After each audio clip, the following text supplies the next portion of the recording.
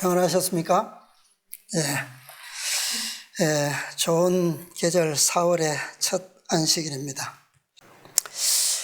자, 지난 안식일에 보던 말씀에 이어서 새로운 시대를 오늘도 연결해서 보겠습니다. 자, 창세기의 부조의 시대는 어떤 복음의 시대라고요? 무엇을 기초로 하고 있습니까?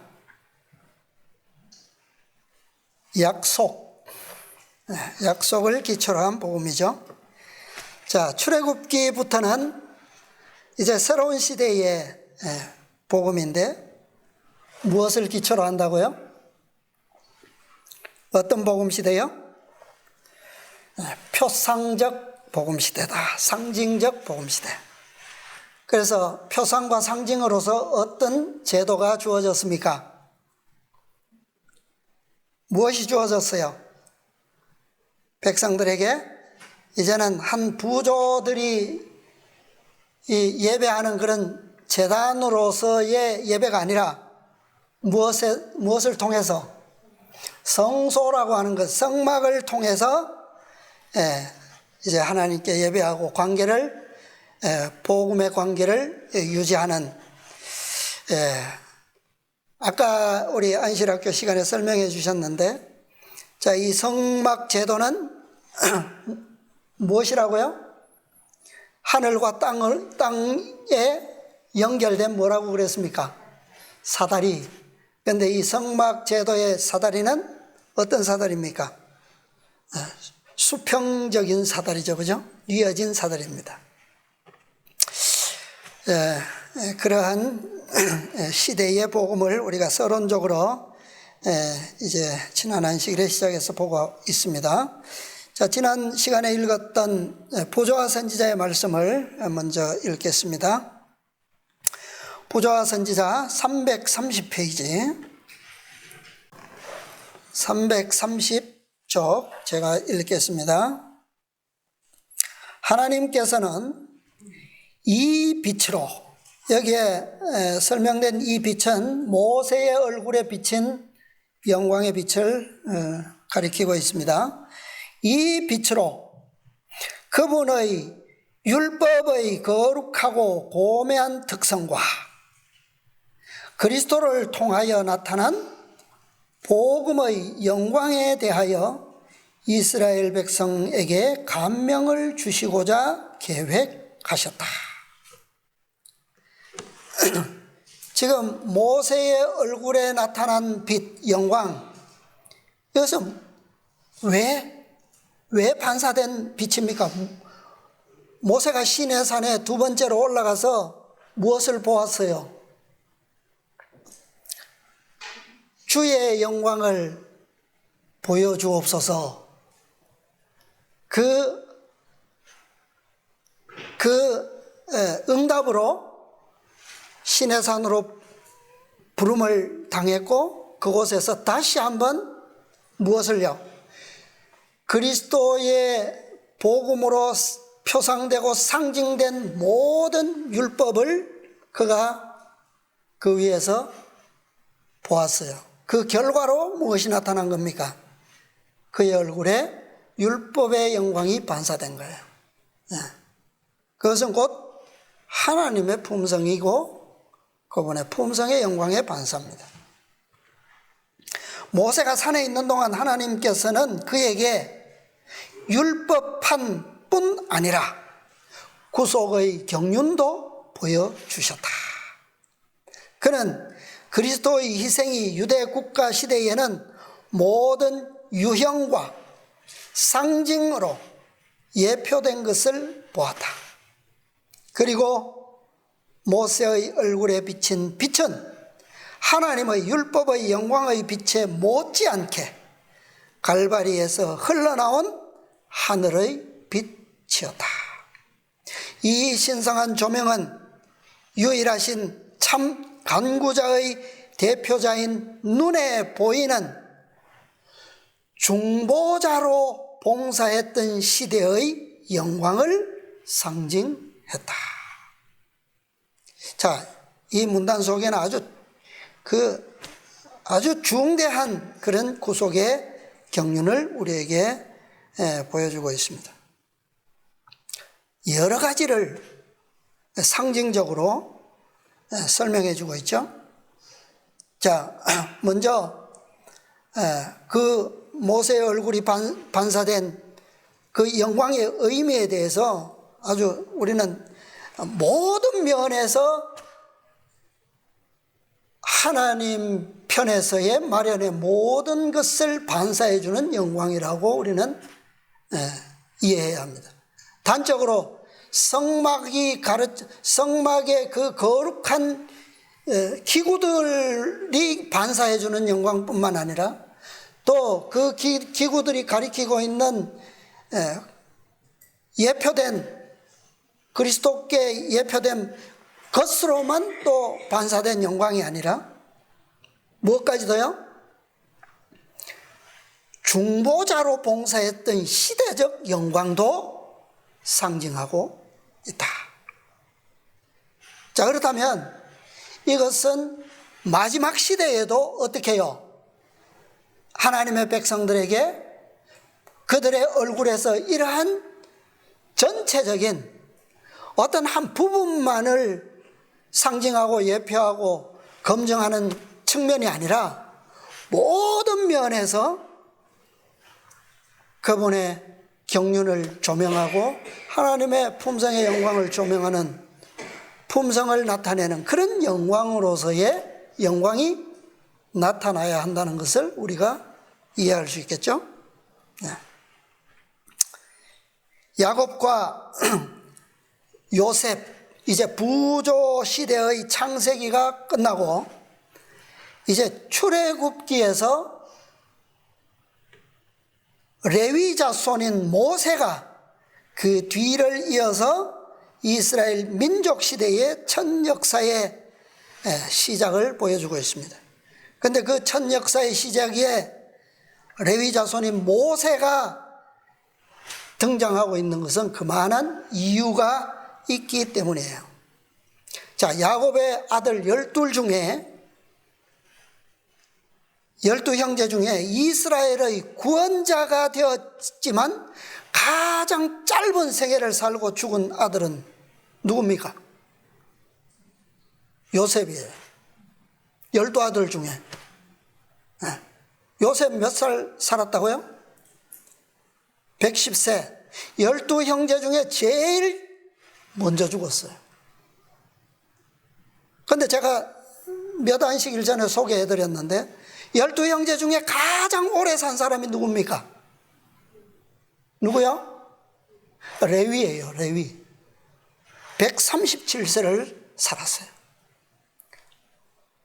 당연히 베냐민이 더 오래 살았을 것이라고 짐작은 되는데 어떤 성경도 참고해서도 그 나이를 찾을 수가 없어요. 기록된 나이 중에는 레위가 제일 오래 산 사람입니다. 레위가 제일 오래 살았고 출애굽기를 창세기로부터 출애굽기로 연결되는 그런 중심에 바로 레위라고 하는 아들이 있는 겁니다. 자, 다시 한번 복습의 의미에서 세 가지만 짚어보겠습니다. 창세기에서 요셉은 그리스도를 예표한다 그랬죠. 근데 요셉이 창세기를 통해서 요셉이 예표하는 그리스도, 요셉이라고 하는 인물을 통해서 예표하는 그리스도는 어떤 예표일까요? 힌트를 드리면, 자, 부조 시대의 장자권은 장자에게 있는데 그 장자의 권리와 특권으로서 몇 가지가 있다고요? 세 가지가 있다고 그랬죠. 그 세 가지 중에 어떤 장자권자로서 그리스도를 예표했을까요? 요셉은 재산 상속 있어서 장자권자로서 그리스도를 예표한 겁니다. 자, 그러면 요셉이 예표하는 그리스도의 상속권은 누구로 이어지죠? 최종 구속의 경륜의 마침에 있어서 누가 그 권리를 성취합니까? 14만 4천인들이 얻게 되죠. 그런데 그들이 얻게 되는 요셉이 예표한 그리스도의 상속권, 그건 14만 4천인들은 무엇으로 이룬다고요? 새 예루살렘에 사는 유업을 통해서 성취하게 된다 그랬죠. 새롭게 된 에덴, 더 아름답게 된 회복된 에덴, 그것을 통해서 요셉이 표상한 그리스도의 상속권을 14만 4천인들이 물려받게 될 것입니다. 자, 그 다음 시대, 이제 출애굽기에서는 모세로부터 시작해요. 자, 모세도 그리스도를 예표합니다. 그런데 모세가 예표하는 그리스도의 상속권은 어떤 측면일까요? 뭐죠? 그것은 모세의 출신이 어느 지파라고요? 레위 지파. 그러면 레위 지파가 상징하는, 예표하는 그리스도는 뭡니까? 제사장인데 제사장은 왜 있어요? 제사장의 위치가 뭐예요? 하나님과 백성과의 중간에서 중보의 역할을 하는 자격이 바로 레위 지파가 맡은 그 특권이죠. 장자권의 특권입니다. 그래서 이 모세는 영적 중보자로서의 그리스도를 예표하는 겁니다. 자, 그 다음에 그 다음에 올 시대, 그 다음 시대는 이제는 열왕 시대가 오죠. 이 열왕 시대의 왕이 누구예요? 그리스도를 예표하는 왕. 누구죠? 다윗 왕. 그죠? 그러면 다윗 왕으로서 예표하는 그리스도의 장자권, 그건 어떤 장자권입니까? 왕이죠, 왕. 왕권으로서의 장자권입니다. 그런데 이것이 각 시대마다 다르게 나타났다 그랬죠. 요셉의 시대에는 약속으로 나타났고, 장자권이. 그 다음에 출애굽 시대에는 레위 지파를 통해서, 제사장 제도를 통해서 무엇으로 나타난 시대라고요? 표상, 예표와 표상. 그 다음에 열왕 시대, 왕권 시대에는 무엇으로 그리스도의 복음이 무엇으로 나타난다고요? 예언을. 왜냐하면 선지자와, 그때는 제사장이 주축이 되기보다는 누가요? 왕과 선지자가 중심이 되는 시대예요. 그렇기 때문에 예언으로 나타나는 겁니다. 자, 그 이후에 이 모든 것을 통틀어서 누가 성취한다고요? 그리스도께서 오셔서 그 모든 것을 이루시고 기초를 확고히 다지죠. 그게 초림시대입니다. 그 다음에 그것에 대한 실제적 성취와 검증 누가 합니까? 마지막 백성 14만 4천인들이 그것을 검증함으로 그것을 실제로 이루게 됩니다. 자, 구속의 경륜은 이렇게 계획되어 있습니다. 그렇죠? 자, 그래서 우리가 이 서론적인 부분을 우리가 좀 더 자세하게 좀 살펴보는 것은 우리에게 좀 유익이 될 것 같습니다. 자, 이제 출애굽기에 들어가면 모세가 나오는데요. 그래서 모세가 태어나기 전에 출애굽기 1장의 역사를 우리가 좀 이해할 필요가 있어요. 출애굽기 1장은 두 가지의 중요한 상황들을 묘사하고 있습니다. 조명하고 있어요. 자, 첫 번째는 이스라엘이 노예가 되는 과정에서 왜 애굽의 국고성을 건축하게 되었는가라고 하는 겁니다.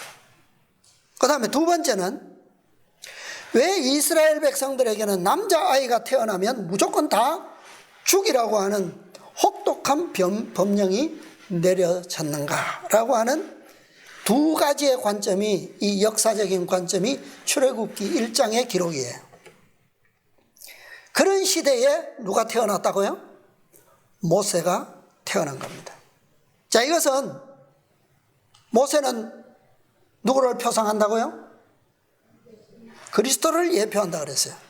그러면 모세가 이런 시대에 태어났다라고 하는 것은 그리스도도 마찬가지로 이러한 상황의 역사 가운데서 태어나실 것이라는 것을 알 수 있죠.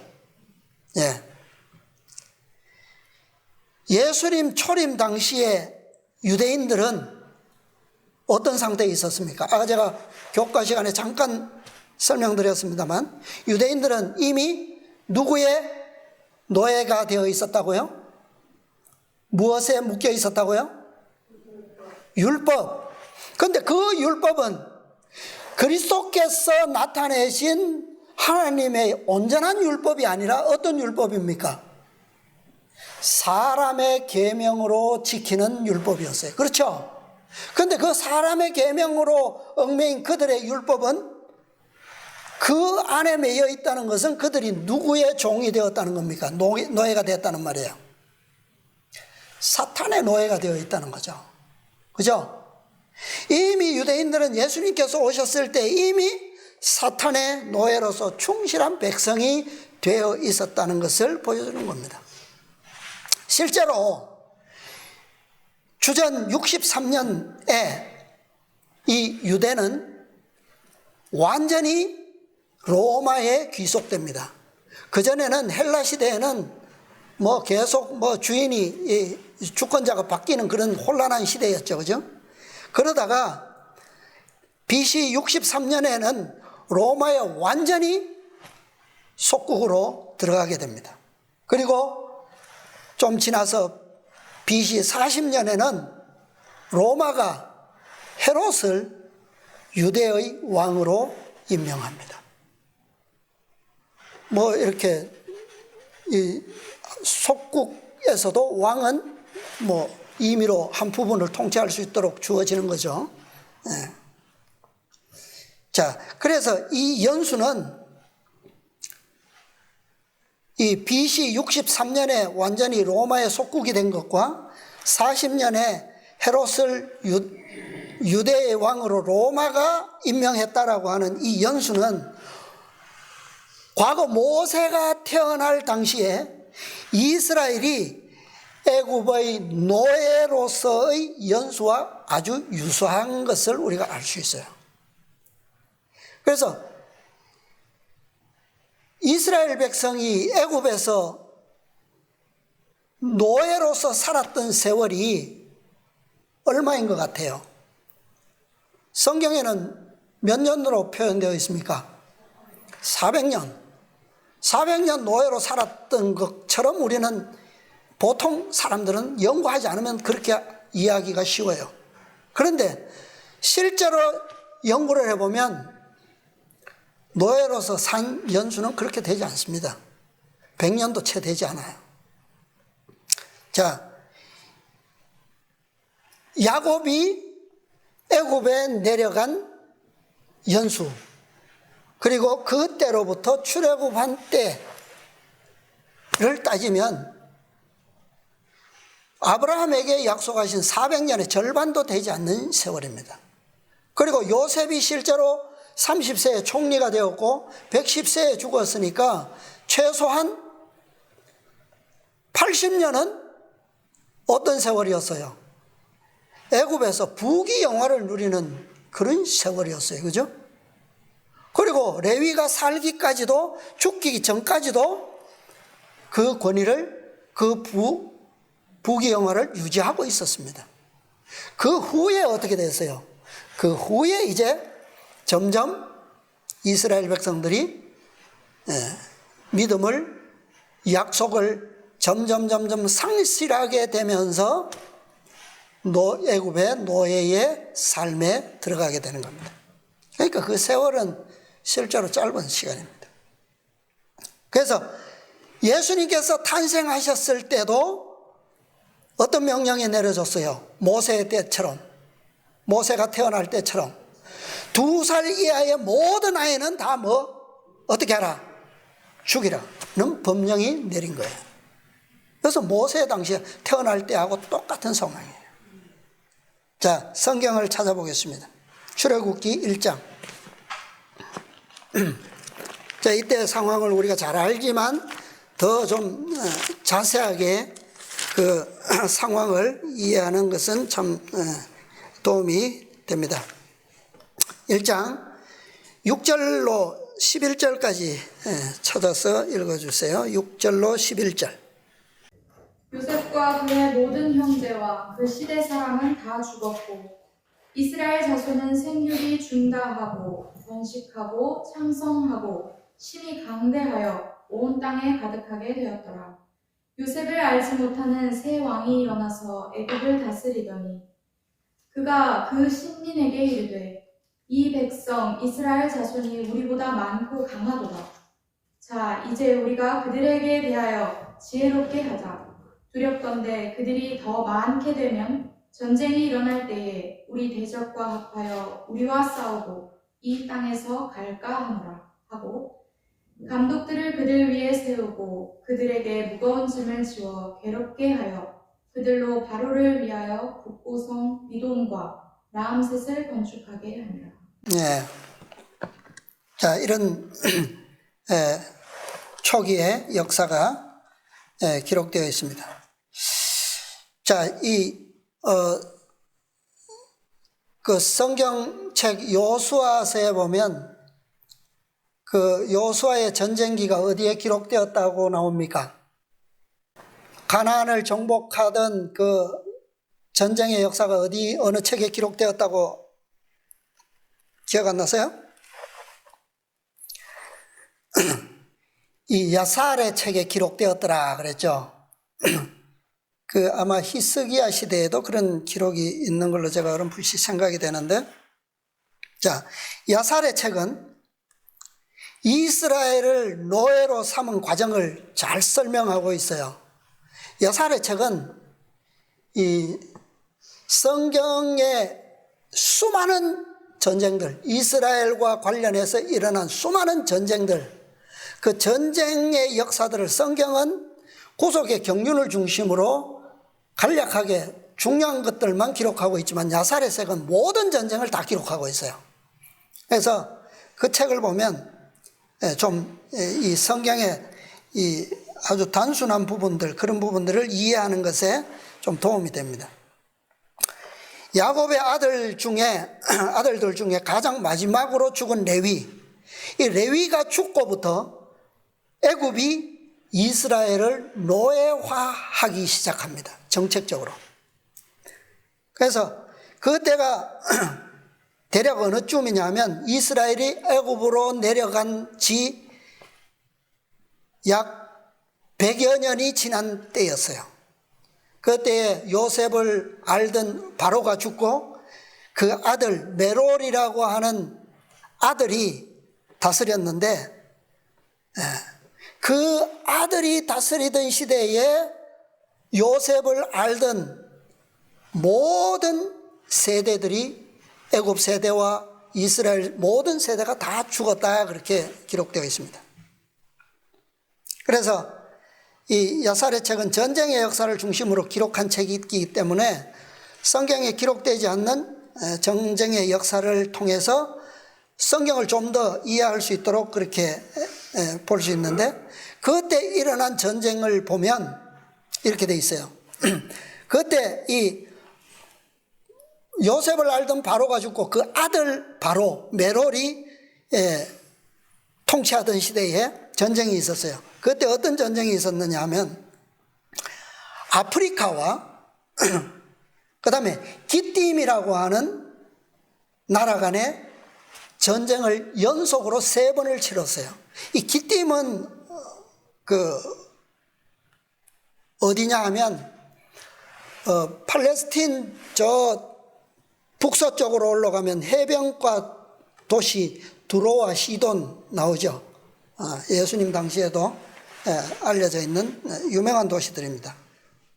그런데 그곳과 그 다음에 그 지중해 연안으로 가면 큰 섬이 하나 있는데 구브로예요. 구브로.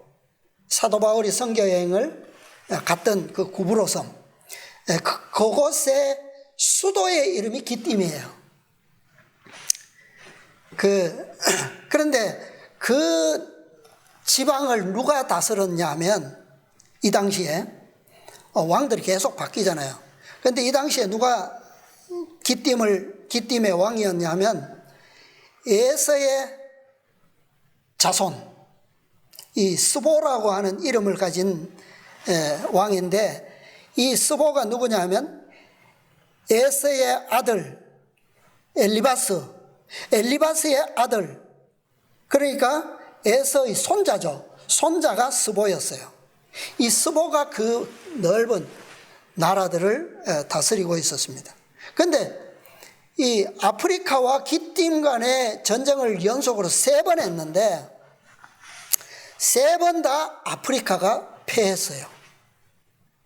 그런데 거기에 이집트는 참가하지 않았던 것 같습니다. 그런데 스보는 기띔의 왕이었음에도 불구하고 전쟁에는 참여하지 않았어요. 그런데 기띔의 이 군사들이 다른 연합군들하고 오면서 도와달라고 했는데 우리는 형제이기 때문에 도울 수 없다. 그랬더니 이 기띔 사람들이 그렇다면 스보에게 어떤 부탁을 하냐면, 당신의 조상들의 하나님께 그러면 우리가 이 전쟁에서 이길 수 있도록 기도해달라, 간구해달라. 그래서 스보가 기도를 했어요. 그 결과 3번의 전쟁을 다 이겨버린 거예요. 그러니까 첫 번 전쟁부터 기도해달라고 한 것은 아니지만 첫 번에도 이겼고 두 번째도 또 이 두 번째부터는 기도한 결과 그렇게 이긴 거예요. 하나님께서 그들에게 승리하게 해주셨다라고 그렇게 기록되어 있습니다. 그런데 스보가 승리한 다음에 이 기띔의 군사들을 점검해 보니까 기띔의 군사는 한 사람도 죽지 않은 거예요.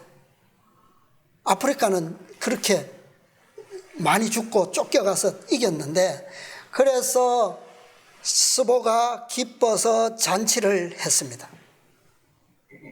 자, 이때가 제일 어떤 때입니까? 제일 위험한 때죠. 왜요?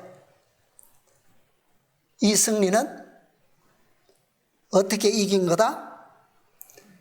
하나님께서 도우셔서 실제로 이긴 건데, 그것을 사람들은 어떻게 합니까?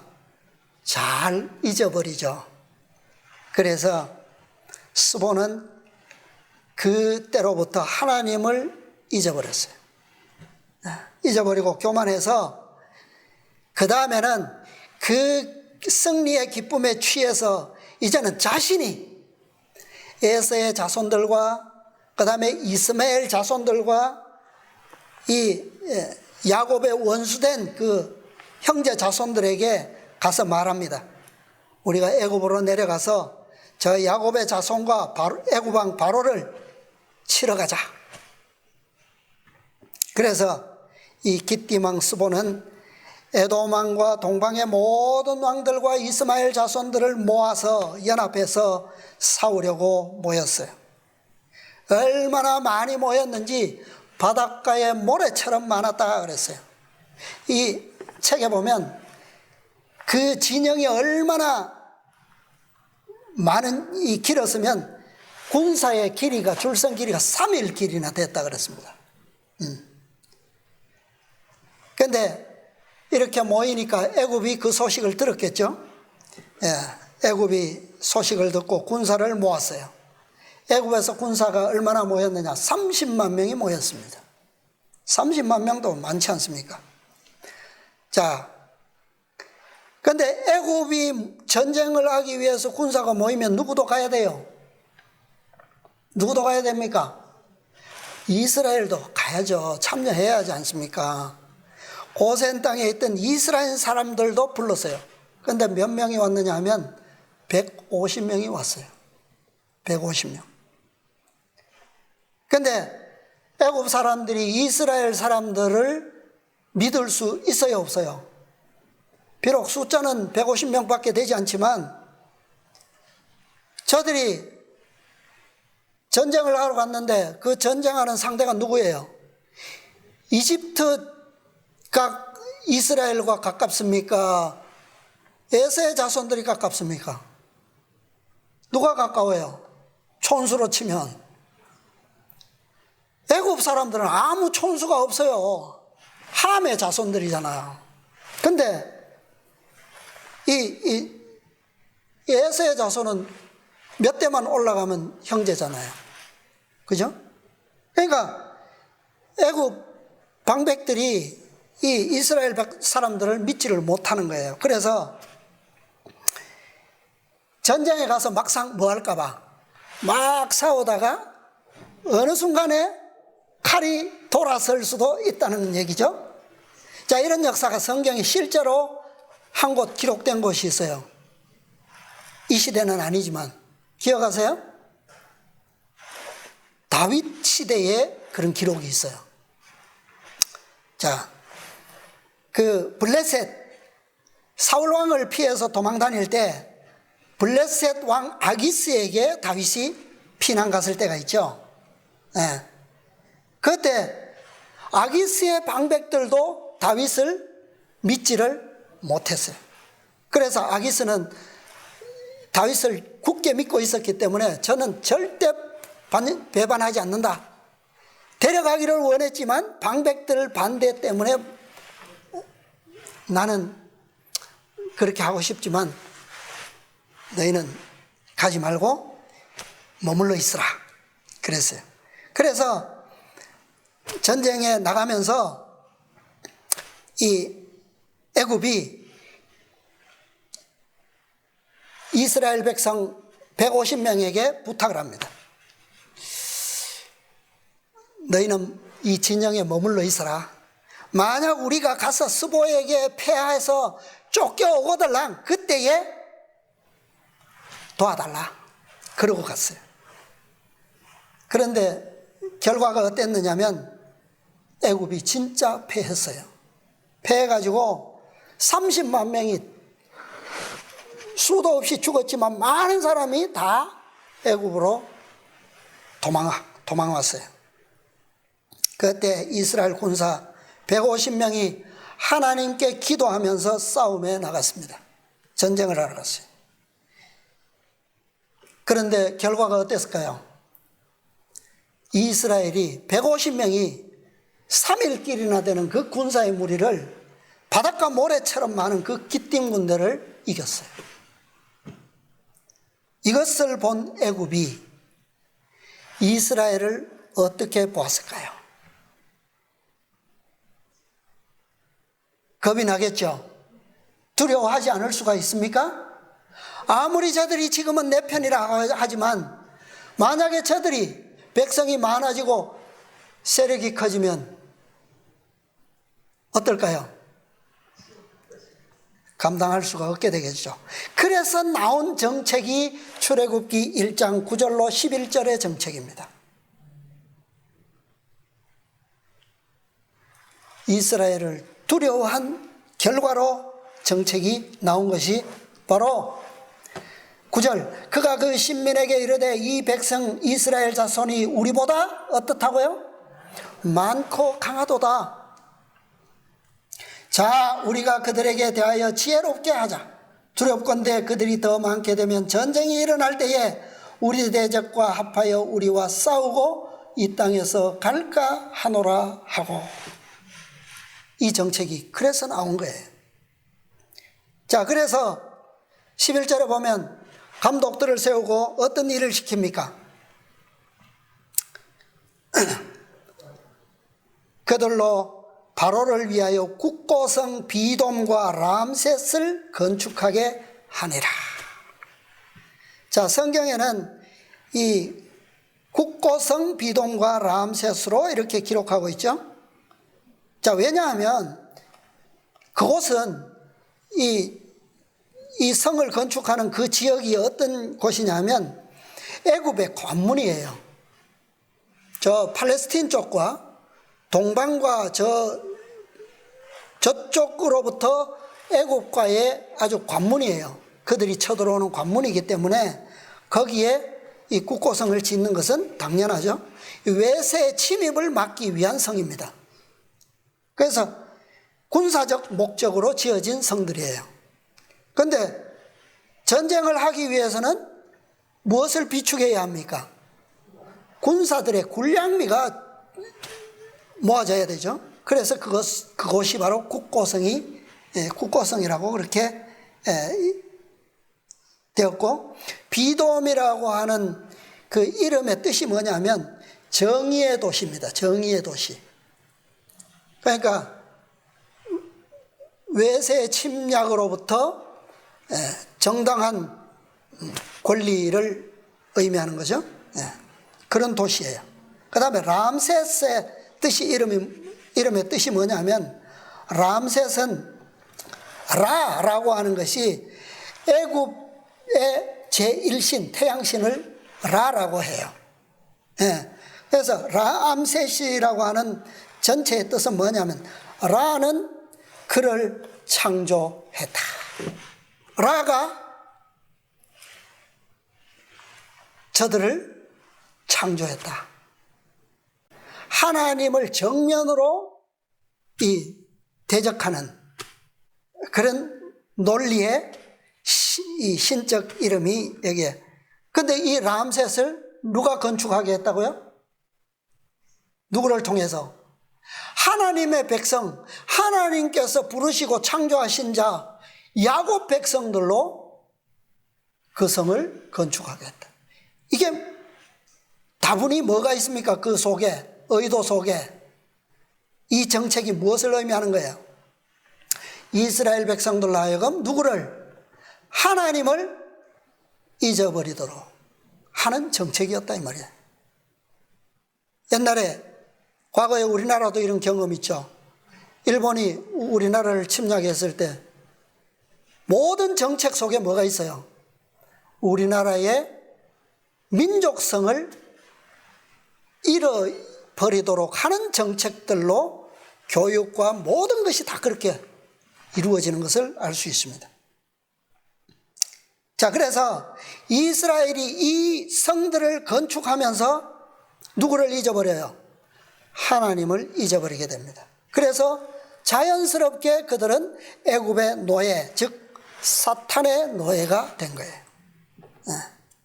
자, 그런데 제가 왜 이렇게 성경에도 없는 이 역사를 장황하게 설명하느냐? 이 야살의 책에는 특별한 한 구절을 기록하고 있습니다. 제가 그 부분을 좀 읽어드릴게요. 이것은 우리가 출애굽기의 서론을 연구하는 데 있어서 매우 중요한 역사예요.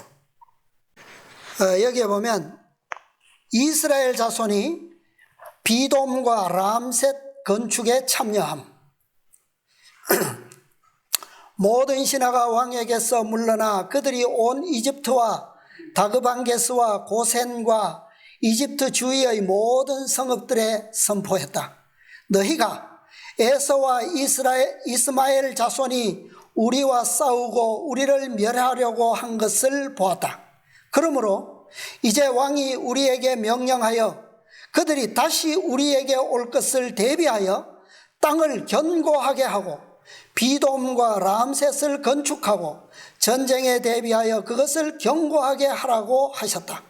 온 이집트와 이스라엘 자손 중에 누구든지 우리와 함께 건축하러 오는 자에게는 왕의 명령대로 왕에 의하여 매일 그의 삭시 주어질 것이다. 이집트와 온 이스라엘 자손이 바로의 신하들이 하는 모든 말을 듣고 이집트 사람들과 이스라엘 자손 중에서 바로의 신하들과 함께 비돔과 람셋을 건축하러 오는 자들이 있었으나 레위 자손 중에서는 아무도 그들의 형제들과 함께 건축하러 오지 않았다. 여기에 중요한 한 구절이 있죠. 그게 뭐예요? 이 정책에 참여하지 않은 부류가 있었어요. 누굽니까? 레위 자손이에요. 레위 자손 중에서는 단 한 사람도 이 애굽의 국고성 건축에 참여하지 않았습니다. 그 국고성의 의미 자체가 뭐예요? 이방신, 하나님을 대적하는 가크를 창조했다라고 하는 그 성을 짓는 거예요. 그것을 그 역사에 참여하는 그것 자체가 뭐예요? 하나님을 떠나는 거예요. 불신하는 거예요. 레위 자손은 참여하지 않았습니다. 그런데 이상한 것은 우리 출애굽기 아까 읽었던 그 다음 말씀 12절에 보면 그러나 학대를 받을수록 더욱 뭐 했다고요? 번식하고 창성하니 애굽 사람이 이스라엘 자손을 인하여 뭐 했다? 근심하여. 그래서 시작된 것이 두 번째 정책이에요. 두 번째 정책. 바로의 두 번째 정책이 시행된 겁니다. 자, 두 번째 정책도 읽어보겠습니다. 자, 13절, 12절 읽었으니까 13절부터 22절 마지막 절까지 읽어주세요. 이스라엘 자손의 역사를 엄하게 하여 고역으로 그들의 생활을 괴롭게 하니 곧 흙 이기기와 벽돌 굽기와 농사의 여러 가지 일이라. 그 시키는 역사가 다 엄하였더라. 애굽 왕이 히브리 산파 시프라라 하는 자와 부하라 하는 자에게 일러 가로되 너희는 히브리 여인을 위하여 조산할 때에 살펴서 남자여든 죽이고 여자여든 그는 살게 두라. 그러나 산파들이 하나님을 두려워하여 애굽 왕의 명을 어기고 남자를 살린지라. 애굽 왕이 산파를 불러서 그들에게 이르되 너희가 어찌 이같이 하여 남자를 살렸느냐. 산파가 바로에게 대답하되 히브리 여인은 애굽 여인과 같지 아니하고 건장하여 산파가 그들에게 이르기 전에 해산하였더이다 하매 하나님이 그 산파들에게 은혜를 베푸시니라. 백성은 생육이 번성하고 심히 강대하며 산파는 하나님을 경외하였으므로 하나님이 그들의 집을 왕성케 하신지라. 그러므로 바로가 그 모든 신민에게 명하여 가로되 남자가 나거든 너희는 그를 하수에 던지고 여자여든 살리라 하였더라. 네. 자, 여기 이 두 번째 정책을 보면 2단계로 돼 있어요. 그죠? 네, 2단계로 나뉘어져 있습니다. 자, 그런데 이때 자, 이런 시대에, 이런 정책이 시행되던 시대에, 자, 레위 자손들은 그 애굽인들이 선포한 그 사업에 참여하지 않았어요. 그때 레위인 중에 한 사람, 이스라엘 야곱의 증손자, 레위의 손자, 그핫의 아들 아므람이라는 사람이 자기 아버지의 누이요 레위의 딸인 요게벳과 결혼을 합니다. 그리고 딸을 낳았어요. 하수에 던질 필요가 없죠. 예, 그가 누굽니까? 미리암이에요. 미리암. 그리고 첫 번째 그 시프라라 하는 그 조산원과 그 다음에 부하라 하는 조산원이 그 아이를 받던 그 명령 때에 누구도 나느냐 하면 아들 아론도 태어나요. 그때는 아들을 버려야 했지만 누구에 의해서 살린 겁니까? 이 산파들 때문에, 하나님을 경외하는 이 산파들에 의해서 살아났어요, 아론은. 그래서 이 아론이 태어날 그때부터 아들을 하수에 던지라고 하는 그런 애굽의 핍박이 시작된 겁니다. 그래서 이 명령에 위배되지 않고, 그 다음에 하나님의 율법에도 위배되지 않도록 하기 위해서 이스라엘의 경건한 백성들은 어떻게 했느냐? 아내들을 집에서 내보냅니다. 들로 쫓아보내요. 아이가 해산할 때가 되면 집에서 못 낳게 하고 저 들에 가서 낳도록 해요. 왜냐하면 집에 있으면 아들이 태어나면 죽여야 되고 살인을 해야 되고 또 임신을 또 할 수도 있잖아요. 그죠? 그렇기 때문에 생활 자체를 거리를 둔 겁니다, 경건한 백성들은. 이때에 이 책에 보면 어떤 일이 있느냐 하면, 애굽의 왕 바로가 한 꿈을 꿉니다. 꿈을 꿨는데 한 노인이 저울을 들고 저울질을 하고 있어요. 한쪽에는 애굽의 방백들과 그 다음에 귀족들과 위대한 자들이 다 올려져 있고, 한쪽 저울에는 한 젖먹는 한 아이가 올려져 있어요. 그런데 이상하게도 어린아이 하나가 올려진 저울 쪽으로 저울이 기운 겁니다. 그런 꿈을 바로왕이 꿨어요. 그런데 그 꿈을 누가 해석하느냐 하면 발람이 해석을 해요. 발람이. 자, 그래서 바로의 명령이 모든 신민들에게 공포됩니다. 이제는 2단계의 명령이 이때부터 떨어지게 된 거예요, 이 꿈 때문에.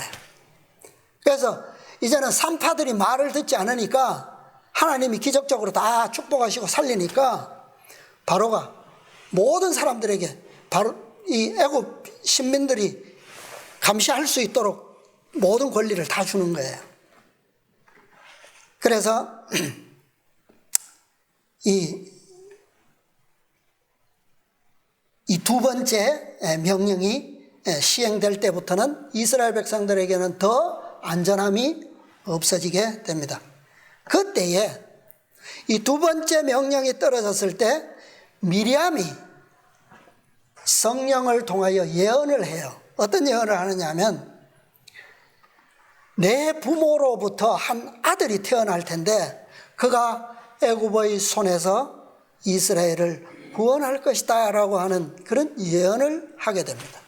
그래서 그 부모가 아므람이, 아버지가 그 쫓아냈던 아내를, 요게벳을 다시 집으로 데려와요. 그리고 아이를 임신하고 아들을 낳았는데 그가 누굽니까? 그가 모세예요. 자, 이 부분을 좀 한번 읽어보겠습니다. 이집트 왕 바로가 발람이 이스라엘 자손에 대하여 낸 계책이 성공하지 못하였고 그들이 여전히 생육하고 번성하고 이집트 온 땅에 흥왕한 것을 보았다. 그 날들에 바로가 온 이집트에 있는 이스라엘 자손에게 선포하여 명하였다. 누구도 그가 날마다 하는 일을 줄여서는 안 된다. 어떤 사람이 흙 이기기든지 벽돌 굽기든지 그가 날마다 해야 할 그의 일에서 부족함이 발견되면 그것 대신에 그의 막내 아들을 그곳에 둘 것이다. 그날 할당량을 채우지 못하면 그 부족한 부분에 무엇을 둔다고요? 그 이스라엘의 그 막내 아들을 그곳에 둔다는 거예요. 그 날들에 이스라엘 자손에게 지워진 이집트의 노역이 더 무거워졌다.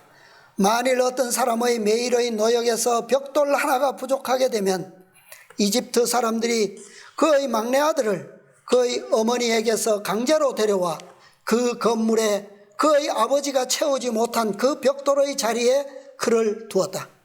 이집트 사람들이 날마다 오랜 기간 동안 계속해서 모든 이스라엘 자손에게 이렇게 행하였다. 그러나 그때에 레위 지파는 처음부터 그들의 형제 이스라엘 사람들과 함께 일하지 않았다. 이는 레위 자손이 이집트 사람들이 처음에 이스라엘 사람들에게 행한 그들의 속임수를 알았기 때문이다. 여기서도 중요한 한 구절을 기록하고 있는데 그것이 바로 뭐예요? 두 번째 이 시행에서도 핍박기에서도 레위 지파는 한 사람도 그 사업에 참여하지 않았다는 거예요. 그러니까 참여하지 않았기 때문에 처음부터 하지 않았기 때문에 벽돌이 모자라서 그곳에 자신의 아들을 둘 이유가 없죠. 그런데 그들은 왜 참여하지 않았다고요? 처음부터 무엇을 알았다고요?